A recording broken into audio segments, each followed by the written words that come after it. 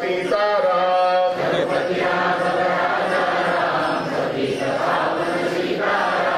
रघुपति राघव राजा राम पतित पावन सीताराम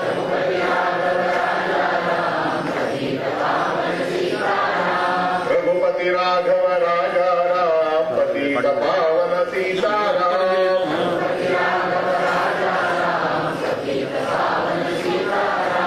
रघुपति राघव राजा राम पतित पावन सीताराम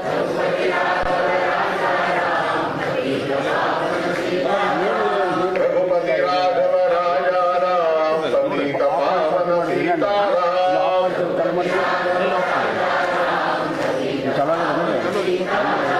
रघुपति राघव राजा राम पतित पावन सीताराम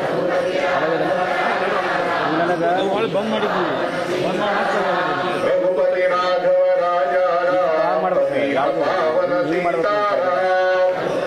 रघुपति राघव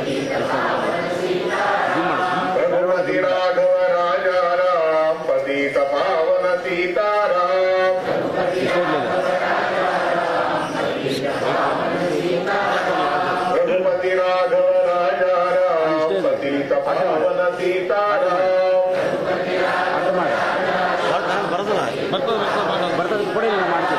रघुपति राघव राजा राम पतित पावन सीताराम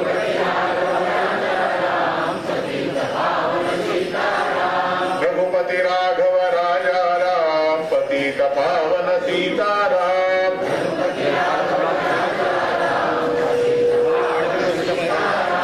रघुपति राघव राजा राम पतित पावन सीताराम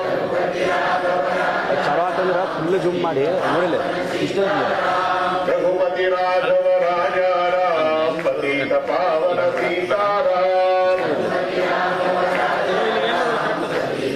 ಅದು ಗೆರಿಯದಲ್ಲ रघुपति राघव राजा राम पतित पावन सीताराम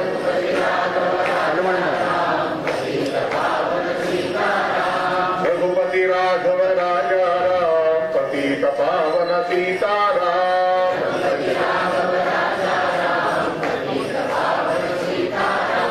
रघुपति राघव राजा राम पतित पावन सीताराम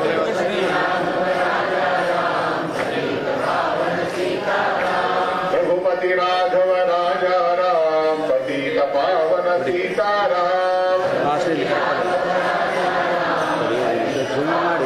रघुपति राघव राजा राम पतित पावन सीताराम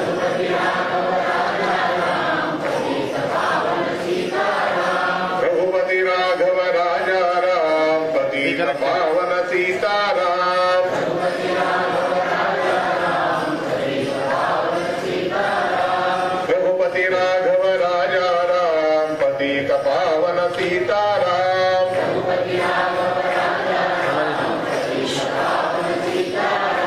रघुपति राघव राजा राम पतित पावन सीताराम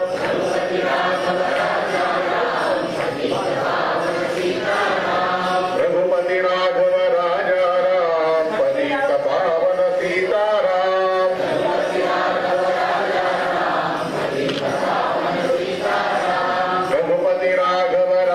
राम पतित पावन सीताराम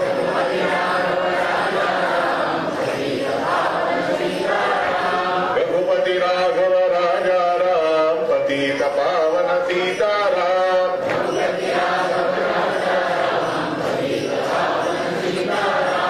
रघुपति राघव राजा राम पतित पावन सीताराम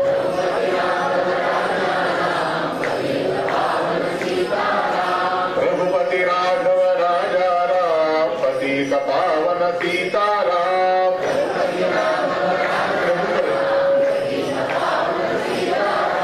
रघुपति राघव राजा राम पतित पावन सीताराम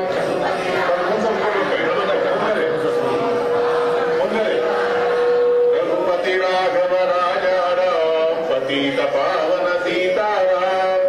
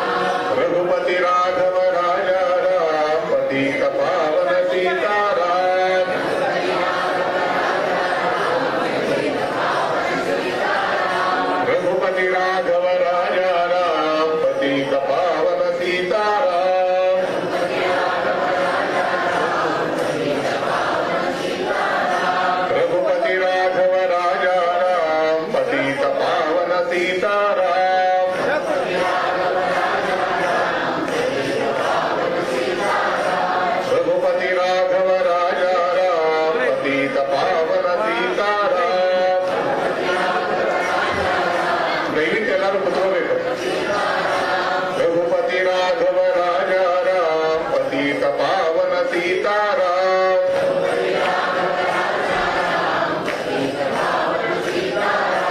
ರಘುಪತಿ ರಾಘವ ರಾಜ ರಾಮ್ ಪತೀತ ಪಾವನ ಸೀತಾರಾಮ್.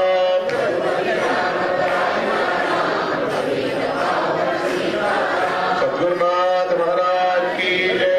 जय जय रघुवीर समर्थ. ಎಲ್ಲ ಸದ್ಭಕ್ತರು ನಿಮ್ಮ ಮೊಬೈಲ್ಗಳನ್ನ ಸೈಲೆಂಟ್ ಮೋಡ್ ಅಲ್ಲಿ ಇಡಬೇಕು.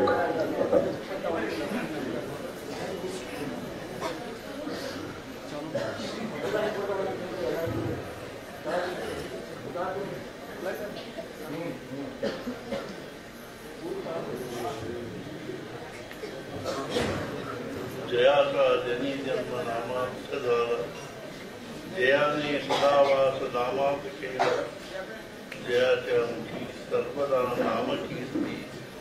नमस्कार त्या ब्रह्मचैतन्य देहापरी कालमुनी प्रपंच मुमुक्षु जनालागी अध्यात्म चर्चा करोनी बहुलोकने मेळवीती. नमस्कार त्या ब्रह्मचैतन्य सद्गुरुनाथ महाराज की जय. जय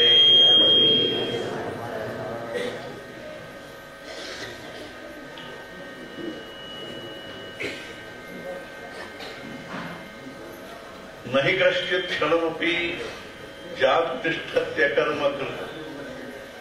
ಭಗವದ್ಗೀತೆಯಲ್ಲಿ ಭಗವಂತ ಮನುಷ್ಯ ಜೀವನದ ಒಂದು ಅತ್ಯಂತ ಮಹತ್ವಪೂರ್ಣವಾಗಿರ್ತಕ್ಕಂಥ ತತ್ವವನ್ನು ಹೇಳ್ತಾ ಇದ್ದಾನೆ. ಏನಂದ್ರೆ ಮನುಷ್ಯ ಕೇವಲ ಮನುಷ್ಯ, man is A working animal, ಕಾರ್ಯ ಮಾಡತಕ್ಕಂಥ ಪ್ರಾಣಿ, ಕರ್ಮ ಮಾಡತಕ್ಕಂಥ ಪ್ರಾಣಿ. ಅಂಥ ಮನುಷ್ಯ ಒಂದು ಕ್ಷಣನೂ ಕರ್ಮ ಮಾಡೋದ್ರೆ ಇಲ್ಲಿ ಶಕ್ಯ ಇಲ್ಲ. ನಾವು ನೋಡ್ತೀವಿ, ನಾವು ಬೆಳಿಗ್ಗೆ ಎದ್ದಾಗಿಂದ ರಾತ್ರಿ ನಿತ್ಯತ್ವವರೆಗೂ ಅಖಂಡವಾಗಿ ಕಾರ್ಯ ಮಾಡ್ತಾ ಇರ್ತೀವಿ, ಏನಾದರೂ. ಆದ್ರೆ ಹಿಂದಿರೋ ಉದ್ದೇಶ ಏನು? ಕಿಮಿಚ್ಛನ್ ಕರ್ಮ ಕರೋತಿ. ಯಾಕೆ ನಾವು ಇಷ್ಟೊಂದು ಕರ್ಮಗಳನ್ನು ಮಾಡ್ತಾ ಇದ್ದೀವಿ?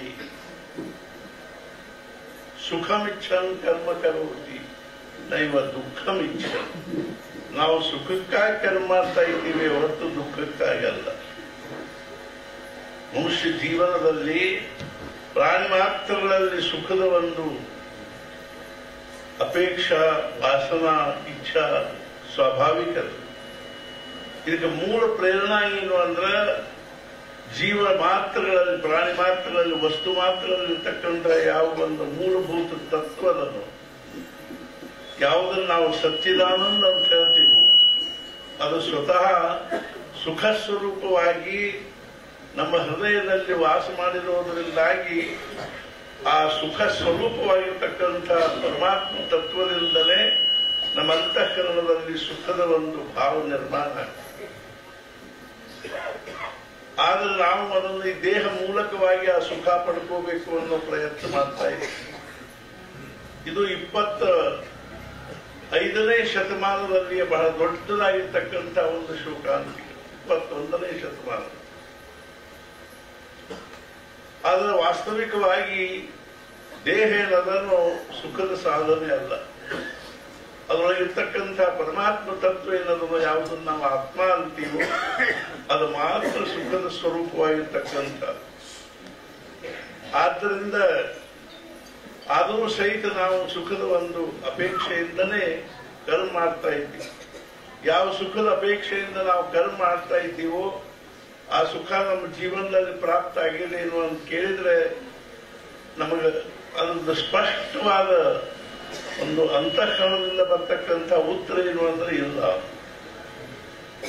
ಯಾಕಿಲ್ಲ ಅನ್ನೋದ್ರ ಬಗ್ಗೆ ನಾವು ಕೂಲಂಕಷವಾಗಿ ವಿಚಾರ ಮಾಡಿ ನೋಡಿದ್ರೆ ಆ ಸುಖದ ಅನ್ವೇಷಣೆ ನಮ್ಮ ತಪ್ತಾ ಇದೆ.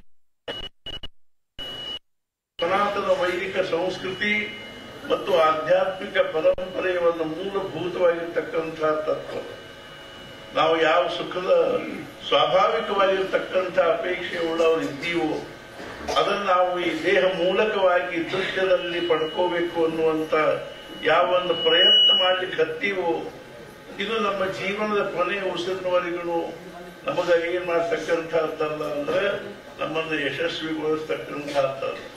ನಾವು ಕೊನೆಗೂ ಅರ್ಥಾತ್ ಏನು ಅಂದ್ರೆ ಚಿಂತೆ, ಕಾಳಜಿ, ಅಸಮಾಧಾನ, ಅತೃಪ್ತಿಗಳನ್ನೇ ನಾವು ನಮ್ಮ ಜೀವನವನ್ನು ಸಮಾಪ್ತಗೊಳಿಸಬೇಕಾಗಿ ಬರ್ತದೆ.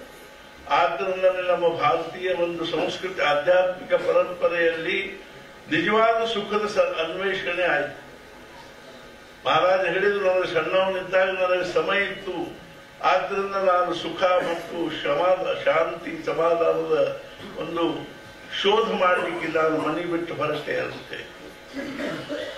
ನಾವು ಯಾವುದನ್ನ ವಿದ್ಯಾ ಅಂತ ತಿಳ್ಕೊಂಡಿವೋ, ಯಾವುದನ್ನು ಶಿಕ್ಷಣ ಅಂತ ತಿಳ್ಕೊಂಡಿವೋ, ಅದರ ಸ್ಪರ್ಶವೂ ಇಲ್ಲದೆ ಇರತಕ್ಕಂಥ ಆ ಮಹಾತ್ಮ ತನ್ನ ವಯಸ್ಸಿನ 12ನೇ ವರ್ಷ ಮನುಷ್ಯ ಜೀವನದ ವಾಸ್ತವಿಕವಾಗಿರ್ತಕ್ಕಂಥ ಸುಖದ ಶೋಧ ಮಾಡುವುದಕ್ಕಾಗಿ ತನ್ನ ಮನೆ, ಮಾರು, ಪ್ರಪಂಚ ಅದು ಅಷ್ಟರಲ್ಲೇನೆ ಮದುವೆ ಆಗಿರ್ತಕ್ಕಂಥ ತನ್ನ ಪತ್ನಿ, ತಂದೆ, ತಾಯಿ ಎಲ್ಲರನ್ನೂ ಬಿಟ್ಟು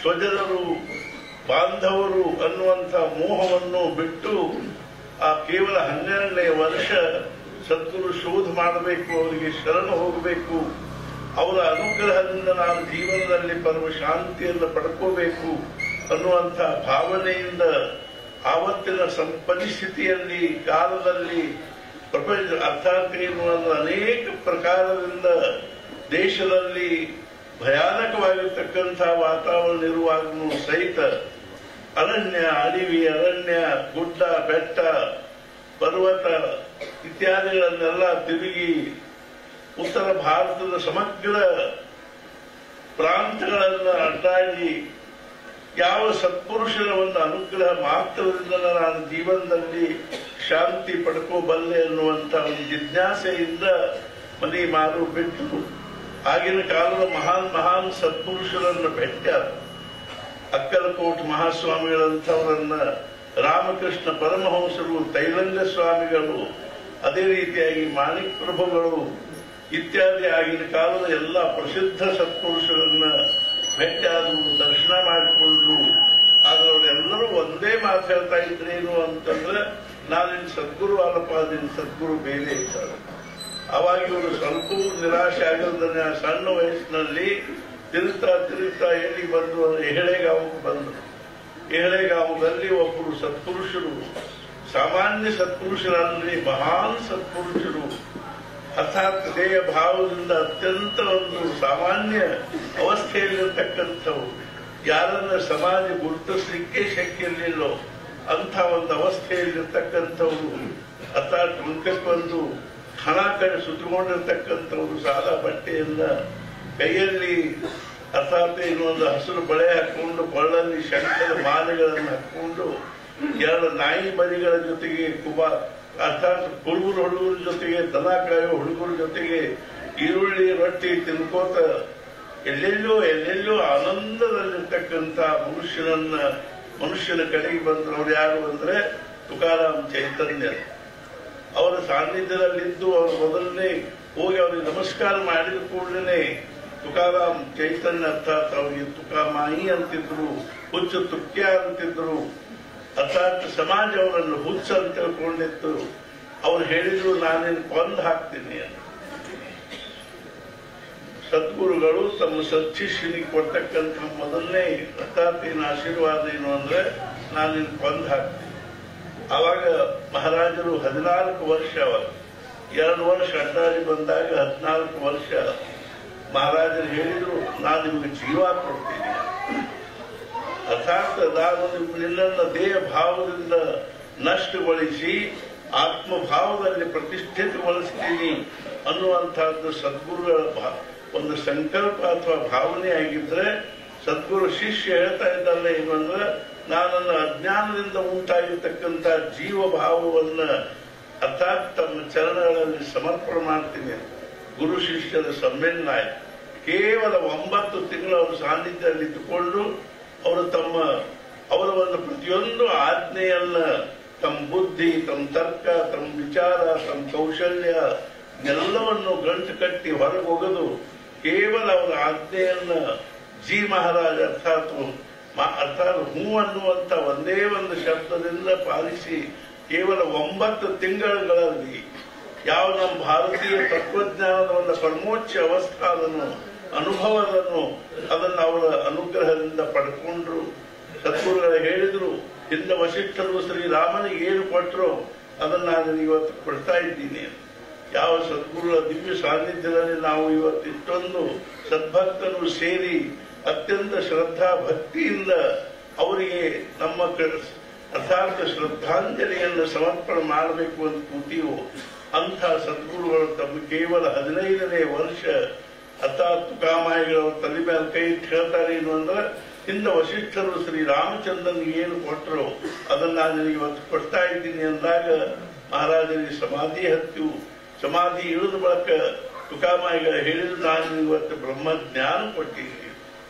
ನಮ್ಮ ಜನ್ಮ ಜನ್ಮಾಂತರಗಳನ್ನು ಕಳೆದರೂ ಯಾವ ಜ್ಞಾನದ ಲೇಷ ನಮ್ಮ ಅಂತಃಕರಣದಲ್ಲಿ ಪ್ರಾಪ್ತ ಆಗಲಿಕ್ಕೆ ಶಕ್ತಿಗಳು ಅಂಥ ಬ್ರಹ್ಮಜ್ಞಾನವನ್ನು ಸಾಕ್ಷಾತ್ ಪರಮಾತ್ಮ ಭಾವವನ್ನ ಬ್ರಹ್ಮ ಭಾವವನ್ನ ಕೇವಲ 9 ತಿಂಗಳ ಉತ್ಕಟವಾಗಿರ್ತಕ್ಕಂಥ ನಾವು ನೀವು ನಮ್ಮ ಕಲ್ಪನೆ ಮಾಡಲಿಕ್ಕೆ ಶಕ್ತಿ ಇಲ್ಲ ಅನ್ನುವಂಥ ರೀತಿಯಲ್ಲಿ ಆಜ್ಞಾಪಾಲನೆ ಮಾಡಿ ಅವರ ಅನುಗ್ರಹಕ್ಕೆ ಪಾತ್ರರಾದರೂ ದೇಹ ಭಾವವನ್ನು ಸಂಪೂರ್ಣವಾಗಿ ಕಳ್ಕೊಂಡು ಅಖಂಡವಾಗಿ ಬ್ರಹ್ಮ ಭಾವದಲ್ಲಿರ್ತಕ್ಕಂಥ ಅವಸ್ಥೆಯನ್ನು ಪಡ್ಕೊಂಡ್ರು.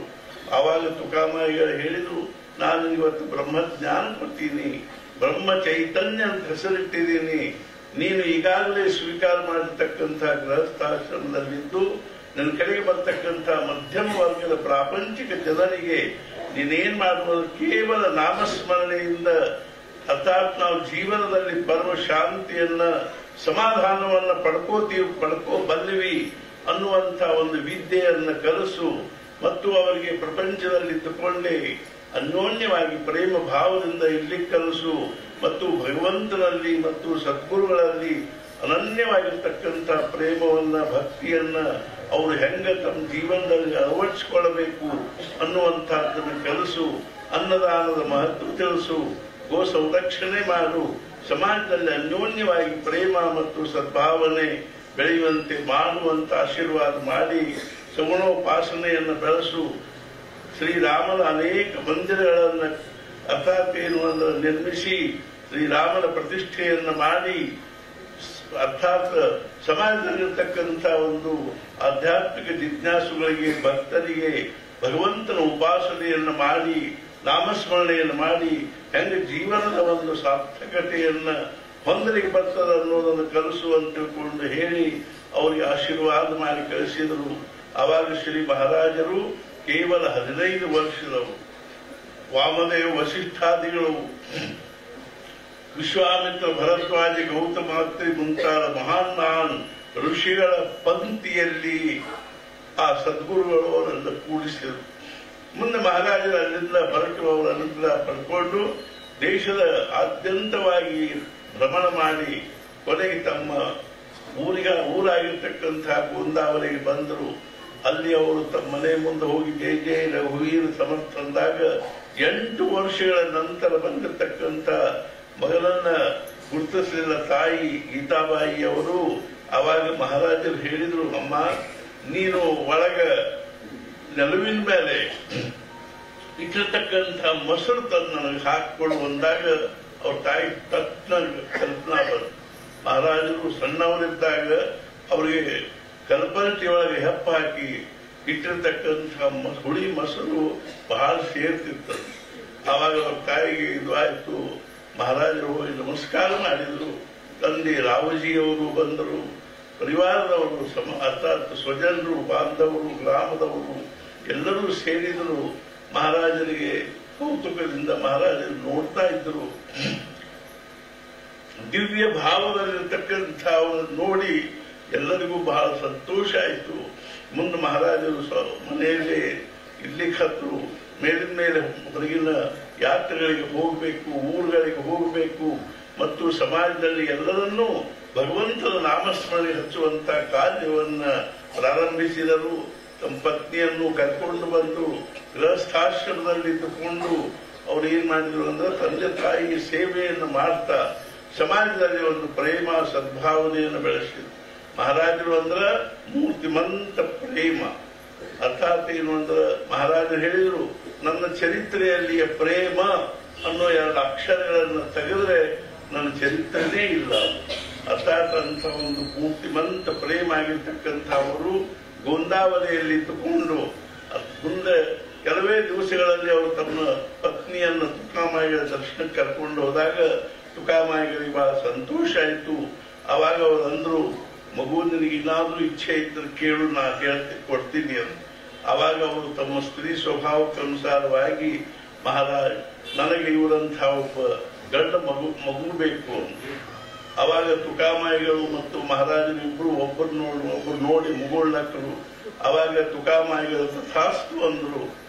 ಆಮೇಲೆ ಮಹಾರಾಜರು ಹೊರಗೆ ಬಂದ್ಬೇಕಂದ್ರು, ಏನು ಹುಚ್ಚಿದ್ದೀನಿ ನೀನು ಮನಸ್ಸು ಮಾಡಿ ಅಪೇಕ್ಷಾ ಪಟ್ಟಿದ್ರೆ ನನ್ನ ಸಾಕ್ಷಾತ್ ಪಾಂಡುರಂಗನ ತಂದೆ ಮುಂದೆ ನಿಲ್ಲಿಸಬಹುದಾಗಿತ್ತು, ನನಗೆ ಬ್ರಹ್ಮಜ್ಞಾನ ಕೊಡಬಹುದಾಗಿತ್ತು. ಆದರೆ ಈ ಪ್ರಪಂಚದ ಒಂದು ದೃಶ್ಯದ ಇಂಥ ಒಂದು ಸಾಮಾನ್ಯ ವಸ್ತುವನ್ನು ಕೇಳಿ ಎಂಥ ದೊಡ್ಡ ಅವಕಾಶವನ್ನು ಕಳ್ಕೊಂಡು ಎಂದಾಗ ಅವರಿಗೆ ಪಶ್ಚಾತ್ತಾಪ ಆಯ್ತು, ದುಃಖ ಆಯ್ತು.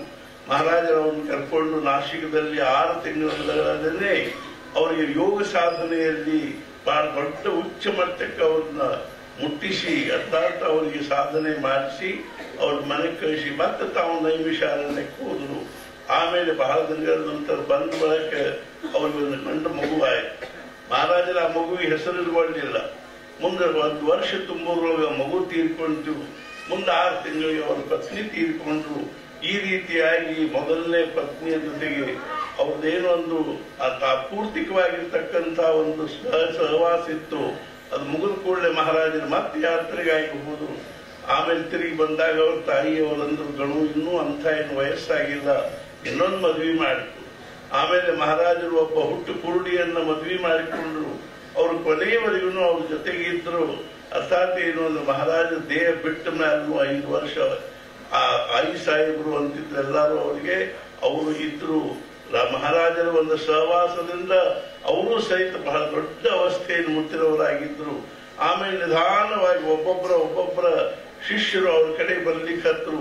ಆಗಿನ ಕಾಲದಲ್ಲಿ ಪ್ರಸಿದ್ಧರಾಗಿರ್ತಕ್ಕಂಥ ಅರ್ಥಾತ್ ಲೋಕಮಾನ್ ತಿಲಕರು, ಮದನ್ ಮೋಹನ್ ಮಾಲ್ವೀಯ ಅವರು, ಅದೇ ರೀತಿಯಾಗಿ ಗುಪ್ತಕೋಟಿಯ ಡಾಕ್ಟರ್ ಅರ್ಥಾತ್ ಏನು ಅಂತಂದ್ರೆ ಇವರು ಮಹಾಭಾಗವತರು, ಅದೇ ರೀತಿಯಾಗಿ ಅನಂತ ಶಾಸ್ತ್ರಿಗಳು, ಬ್ರಹ್ಮಾನಂದ ಮಹಾರಾಜರಂಥವರು, ಮಹಾಭಾಗವತರಂಥವರು, ಕೃಷ್ಣ ಶಾಸ್ತ್ರಿ ಉಪ್ಪಿನಪೆಟ್ಟಿಗೇರಿ ಅಂತವರು, ಧಾರವಾಡದವರು, ಶಾಸ್ತ್ರಿಗಳ ಅರ್ಥಂದರಾಗಿರ್ತಕ್ಕಂಥವರು, ಇಂಥ ಮಹಾನ್ ವ್ಯಕ್ತಿಗಳು ಮಹಾರಾಜರ ಶಿಷ್ಯರಾಗಿ ಅವ್ರ ಮುಂದೆ ಕೈ ಜೋಡಿಸಿಕೊಂಡು ನಿಂತಿರ್ತಿದ್ರು. ಮೂರ್ತಿವಂತ ಪರಮಾತ್ಮ ಸ್ವರೂಪವೇ ಆಗಿರ್ತಕ್ಕಂಥ ಮಹಾರಾಜರು ಈ ರೀತಿಯಾಗಿ ಲೋಕ ಸಂಗ್ರಹದಲ್ಲಿ ತೊಡಗಿದಾಗ ಅವರು ಇಸ್ವಿಸನ್ 1909ನೇ ಇಸ್ವಿಯಲ್ಲಿ ಕರ್ನಾಟಕದಲ್ಲಿ ಬಂದಾಗ ಹುಬ್ಬಳ್ಳಿಯಲ್ಲಿ ರಾಮ ಪ್ರತಿಷ್ಠಾಪನೆ ಮಾಡಿ ಬಿದರಳ್ಳಿಯಲ್ಲಿ ಬ್ರಹ್ಮಾನಂದ ಮಹಾರಾಜರು ಯಾವ 13 ಕೋಟಿ ಜಪ ಮಾಡಿಸಿದ್ರು. ಅವರು ಮಹಾರಾಜರು ಪರಮ ಶಿಷ್ಯರಾಗಿರ್ತಕ್ಕಂಥ ಬ್ರಹ್ಮಾನಂದ ಮಹಾರಾಜರು ಅರ್ಥಾತ್ ಅನಂತ ಶಾಸ್ತ್ರಿಗಳು ಇಲ್ಲೇ ಜಾಲಿ ಹಾಡದವರು. ಅವರು ಬಾಲ್ಯದಲ್ಲಿಯೇ ಶಾಸ್ತ್ರಾಧ್ಯಯನ ಮಾಡಿ ಅದರಲ್ಲಿ ಅವರಿಗೆ ಸಮಾಧಾನವಾಗದನೆ ಅವರು ಸದ್ಗುರುಗಳ ಅನುಗ್ರಹನ ಮಾತ್ರ ಜೀವನದಲ್ಲಿ ಶಾಂತಿ ಸಮಾಧಾನ ಪ್ರಾಪ್ತ ಆಗಲಿಕ್ಕೆ ಶಕ್ಕಿದೆ ಅನ್ನುವಂತಹ ವಿಚಾರವನ್ನು ಮನಗಂಡು ಉತ್ತರ ಭಾರತದಲ್ಲಿ ಸದ್ಗುರು ಶೋಧಕ್ಕಾಗಿ ಹೊರಟಾಗ ಅರ್ಥಾತ್ ಇಂದೂರಿನಲ್ಲಿ ಮಹಾರಾಜರ ದರ್ಶನ ಆಯಿತು. ಆವಾಗ ಅವರು ಮಹಾರಾಜರಿಗೆ ಅವರ ಅನಂತ ಶಾಸ್ತ್ರಿಗಳ ಮನಸ್ಸಿನಲ್ಲಿ ಅನೇಕ ವಿಕಲ್ಪಗಳು ಬಂದು ಏನೋ ಖರೆ, ಆದ್ರೆ ಕೊನೆಗೆ ಆ ಗುರು ಶಿಷ್ಯ ಸಂಬಂಧ ಅವಿಭಾಜ್ಯವಾಗಿರ್ತಕ್ಕಂಥ ಸಂಬಂಧ ಆಗಿತ್ತು. ಆದ್ದರಿಂದಲೇ ಯಾರು ಗುರುಗಳು, ಯಾರು ಸದ್ಗುರುಗಳು, ಯಾರು ಮತ್ತು ಯಾರಿಂದ ಯಾರಿಗೆ ಅನುಗ್ರಹ ಆಗಿ ಯಾರ ಆತ್ಮೋದ್ಧಾರ ಆಗಬೇಕು ಅನ್ನುವಂಥದ್ದು ಈಶ್ವರಿ ಯೋಜನಾ ಇರ್ತದೆ. ಅದಕ್ಕನುಸಾರವಾಗಿ ಬ್ರಹ್ಮಾನಂದ ಮಹಾರಾಜರಿಗೆ ಮಹಾರಾಜರು ಅನುಗ್ರಹ ಮಾಡಿದರು. ಮತ್ತು ಕರ್ನಾಟಕದಲ್ಲಿ ರಾಮನಾಮದ ಪ್ರಸಾರ ಉಪಾಸನೆಯ ಒಂದು ಮಹತ್ವವನ್ನು, ಅನ್ನದಾನದ ಮಹತ್ವವನ್ನು ತಿಳಿಸಿಕೊಳ್ಳಲು ಅವರು ಕಳಿಸಿದ್ರು. ಅವರು ಬೆಳಧಡಿ ಬಂದು ರಾಮ ಮಂದಿರ ಕಟ್ಟಿಸಿ ಮಹಾರಾಜರ ಒಂದು ಅಮೃತ ಹಸ್ತದಿಂದಲೇ ಪ್ರತಿಷ್ಠಾಪನೆ ಮಾಡಿ ಆಮೇಲೆ ಅವರು ಅರ್ಥಾತ್ ಅಲ್ಲಿ ಉಪಾಸನೆಯ ಒಂದು ಪದ್ಧತಿಯನ್ನು ಹಾಕಿಕೊಟ್ರು. ಅನಂತರ ಇಸ್ವಿಸನ್ 1909ರಲ್ಲಿ ಬ್ರಹ್ಮಾನಂದ ಮಹಾರಾಜರು ಬಿದರಳ್ಳಿಯಲ್ಲಿ ತೇಲಾಕೋಟಿ ಮಾಡಿಸಿದಾಗ ಮಹಾರಾಜರು ಬಂದಿದ್ರು. ಅವು ಹುಬ್ಬಳ್ಳಿಯಲ್ಲಿ ರಾಮದೇವರ ಪ್ರತಿಷ್ಠಾಪನೆ ಮಾಡಿ ಬಿದರಳ್ಳಿಗೆ ಹೋಗಿ ತಿರುಗಿ ಬರುವಾಗ ಅವರು ಹೆಬ್ಬಳ್ಳಿಗೆ ಬಂದು ಹೆಬ್ಬಳ್ಳಿಯಲ್ಲಿ ವೆಂಕನಗೌಡ ನಾಡಿಗೇರವರ ಒಂದು ಪ್ರಾರ್ಥನೆಗೆ ಅನುಸಾರ ತಮ್ಮ ದಿವ್ಯವಾಗಿರ್ತಕ್ಕಂಥ ಸಂಕಲ್ಪ ಶಕ್ತಿಯನ್ನ ಮತ್ತು ಲೋಕ ಸಂಗ್ರಹದ ಮಹಾನ್ ಒಂದು ಅರ್ಥಾತ್ ಎನ್ನುವ ಕಾರ್ಯಕ್ಕೆ ಅಧಿಷ್ಠಿತವಾಗಿರ್ತಕ್ಕಂಥ ಒಂದು ಸಾನ್ನಿಧ್ಯವನ್ನ ತಮ್ಮ ಚರಣ ಸ್ಪರ್ಶವಾಗಿರೋ ಶಿಲಾ ಪಾದುಕೆಗಳನ್ನ ತಮ್ಮ ಅಮೃತದಿಂದಲೇ ಸ್ಥಾಪಿಸಿ ಮುಂದೆ ಮತ್ತೆ ಕರ್ನಾಟಕದಲ್ಲಿ ನರಗುಂದದಲ್ಲಿ ತೇರದಾಳದಲ್ಲಿ ತೇಲಾಕೋಟಿ ಜಪ ನಡೆದಾಗ ನರಗುಂದಕ್ಕೆ ಬಂದರು, ತೇರದಾಳ ಬರ್ಲಿಕ್ಕಾಗಲಿಲ್ಲ. ಈ ರೀತಿಯಾಗಿ ಲಕ್ಷಗಟ್ಟಲೆ ಜನರಿಗೆ ಅನುಗ್ರಹ ಮಾಡಿ ಅವರನ್ನು ಭಗವಂತನ ನಾಮಸ್ಮರಣೆ ಸಾಧನೆಗೆ ತೊಡಗಿಸಿ ಅವರು ತಮ್ಮ ವಯಸ್ಸಿನ ಅರ್ಥಾತ್ ಏನು ಅಂದ್ರೆ 68 ವರ್ಷ 10 ತಿಂಗಳು ಮತ್ತು 3 ದಿವಸಗಳ ಅವಧಿಯವರೆಗೆ ಈ ಭೌತಿಕ ದೇಹದಲ್ಲಿ ಇದ್ದುಕೊಂಡು ಅವರು ತಮ್ಮ ಜೀವನದಲ್ಲಿ ಯಾವುದೇ ಸದ್ದು ಗದ್ದಲ ಪ್ರಚಾರ ಪ್ರಸಾರ ಇತ್ಯಾದಿಗಳ ಮೋಹಕ್ಕೆ ಅಥವಾ ಅರ್ಥಾತ್ ಆ ಒಂದು ಆಕರ್ಷಣೆಗೆ ಒಳಗಾಗಲ್ದನೆ ಅವ್ರೇನ್ ಮಾಡಿದ್ರು, ಸಮಾಜದಲ್ಲಿ ಯಾರು ದಯವಿಟ್ಟು ಮಾತಾಡಬಾರ್ದು, ಸಮಾಜದಲ್ಲಿ ಶಾಂತವಾಗಿ ಭಗವಂತನ ನಾಮದ ಪ್ರಸಾರ ಮಾಡಿದ್ರು.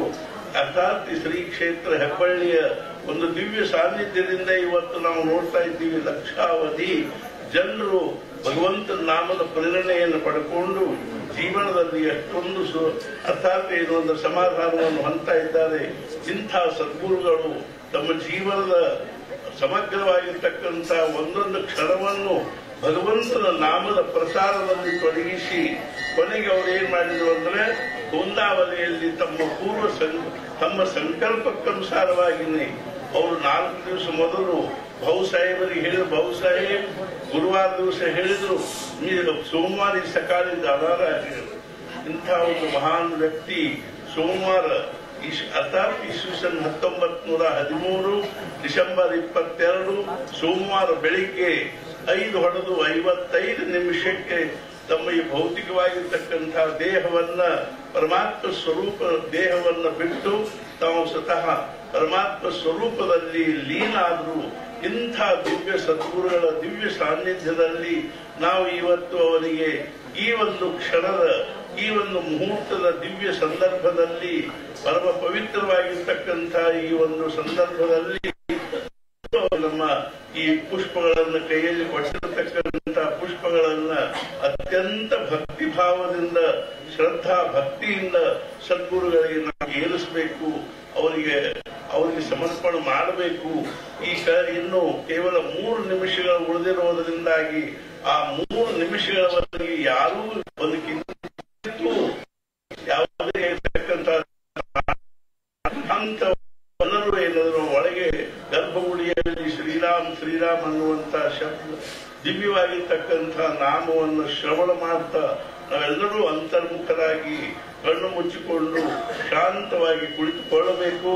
ಆಮೇಲೆ ನಾವು ಜಾನಕಿ ಜೀವನ ಸ್ಮರಣ ಜೈ ಜೈ ರಾಮ್ ಅಂದ ಕೂಡಲೇ ಎಲ್ಲರೂ ನಿಮ್ಮ ಕೈಯಲ್ಲಿ ಎಲ್ಲಿ ಕೂತಿರೋ ಅಲ್ಲಿಂದಲೇ ಕಣ್ಮುಚ್ಚಿ ಸದ್ಗುರುಗಳ ಚರಣಾನುವಿಂದಗಳಲ್ಲಿ ನಿಮ್ಮ ಶ್ರದ್ಧಾ ಭಕ್ತಿ ಪೂರ್ವಕವಾಗಿರ್ತಕ್ಕಂಥ ಶ್ರದ್ಧಾಂಜಲಿಯನ್ನು ಸಮರ್ಪಿಸಿ ಶ್ರೀ ಸದ್ಗುರುಗಳಿಗೆ ನಾವು ಪ್ರಾರ್ಥನೆ ಮಾಡಬೇಕಲ್ಲ. ಏನು ಅಂದ್ರೆ ಮಹಾರಾಜ್ ನನ್ನನ್ನ ಭಗವಂತನ ದಿವ್ಯ ನಾಮಸ್ಮರಣೆ ಮತ್ತು ಉಪಾಸನೆಗಳಿಗೆ ತೊಡಗಿಸಿ ನನ್ನ ಈ ಮನುಷ್ಯ ದೇಹವನ್ನು ಸಾರ್ಥಕ ಮಾಡಿ ನನ್ನ ಜನ್ಮದ ಪುನರಪಿ ಜನನಂ ಪುನರಪಿ ಮರಣಂ ಅನ್ನುವಂಥ ದುಃಖದಿಂದ ದೂರ ಮಾಡಿ ನಮಗೆ ನಿಜವಾದ ಸಮಾಧಾನ ಕೊಡಲಿ ಅಂತ ಪ್ರಾರ್ಥನೆ ಮಾಡಿ ನಾವು ಸದ್ಗುರುಗಳ ಅನುಗ್ರಹಕ್ಕೆ ಪಾತ್ರರಾಗೋಣ.